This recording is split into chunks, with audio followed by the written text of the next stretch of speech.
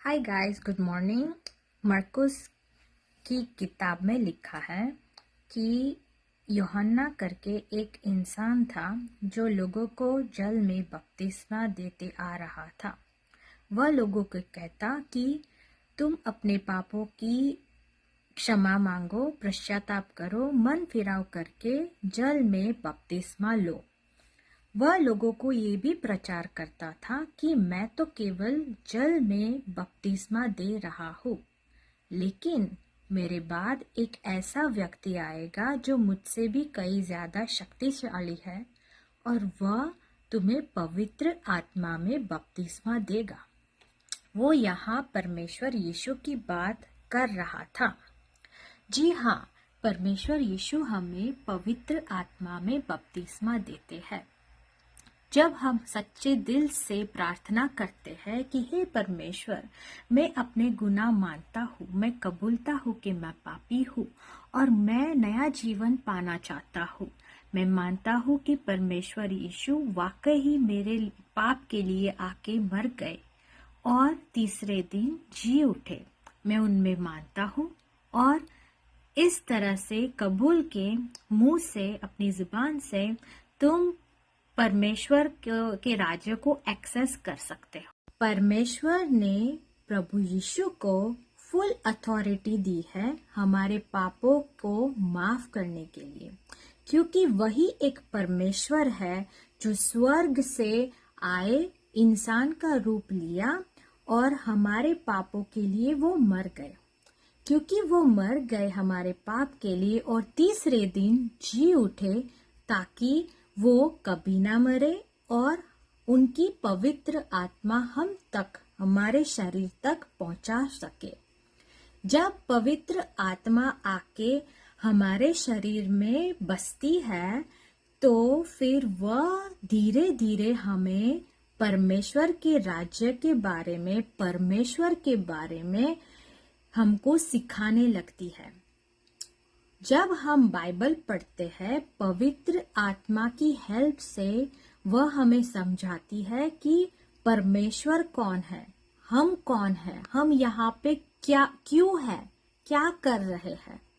वो हमें सब सिखाती है कि परमेश्वर हमसे क्या चाहते हैं और धीरे धीरे हम परमेश्वर को जानने लगते हैं, उसके राज्य को समझने लगते हैं और हमारा मकसद यहाँ दुनिया में क्यों है वो भी समझने लगते हैं। हर एक इंसान अंदर ही अंदर एटलीस्ट एक बार तो सोचता ही है कि मैं यहाँ क्या कर रहा हूँ और मैं जब मर जाऊंगा या मर जाऊंगी मैं कहाँ जाऊंगी, मैं कहाँ जाऊंगा। जी हाँ, इसके बारे में भी क्लियरली बाइबल में सब कुछ लिखा है कि हम मरने के बाद कहाँ जाएंगे, क्या करेंगे, तो स्वर्ग में जाएंगे या नरक में जाएंगे। परमेश्वर एक जीवित परमेश्वर है। वो दिखते नहीं है परंतु है, क्योंकि तुम चारों ओर देखो, उसके काम चारों ओर दिख रहे हैं। नेचर ले लो, तुम्हारी जिंदगी ले लो और हर एक चीज परमेश्वर के हाथ में है और वो राज करते हैं। उनको कोई रूप की जरूरत ही नहीं है, क्योंकि वो हर जगह हर वक्त एक ही टाइम पे मौजूद है। वो मेरे साथ अभी इसी वक्त है, वो आपके साथ अभी इसी वक्त है और पूरी दुनिया के साथ अभी इसी वक्त है। वो दिखते नहीं है परंतु उनकी एग्जिस्टेंस वो चारों ओर है। जस्ट लाइक हमें हवा नहीं दिखती पर हवा है, प्यार दिखता नहीं है पर हमें फील होता है, वैसे ही परमेश्वर है और जो भी उसको खोजता है, उसके राज्य को खोजता है, वह परमेश्वर उसकी ओर आते हैं नजदीक। वह दिखाना चाहते हैं हम इंसानों को कि वह है, वह अपना नाम भी, अपनी पहचान भी बताना चाहते हैं। वह तुमसे, मुझसे, हम सबसे रिश्ता जोड़ना चाहते हैं। वह हमारी डेली लाइफ में इन्वॉल्व होना चाहते हैं। वह हमसे सब इंस्ट्रक्शन देकर बातें करना चाहता है, हमारी लाइफ सुधारना चाहता है।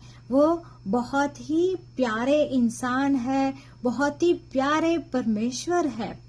वह बाप के रूप में, परमेश्वर के रूप में, दोस्त के रूप में, प्रेमी के रूप में, भाई के रूप में, माँ के रूप में, हस्बैंड के रूप में, सारे अलग अलग रूप में वो हमें दिखाने चाहते हैं हाउ पावरफुल वो है, कितना स्ट्रांग वो है, और येट वो कितने हम्बल है, हमको कितना प्यार करते हैं हम जैसे इंसानों से, और वो हमारे साथ रिश्ता जोड़ना चाहते हैं। दोस्तों, बिना मौत, बिना मरे हुए हमारे पापों की क्षमा नहीं मिलती, क्योंकि हमारे पाप इतने सारे हैं और परमेश्वर इतने पवित्र है कि हम उसके नजदीक नहीं जा सकते, क्योंकि हम खुद पापी है और वह पापहीन है।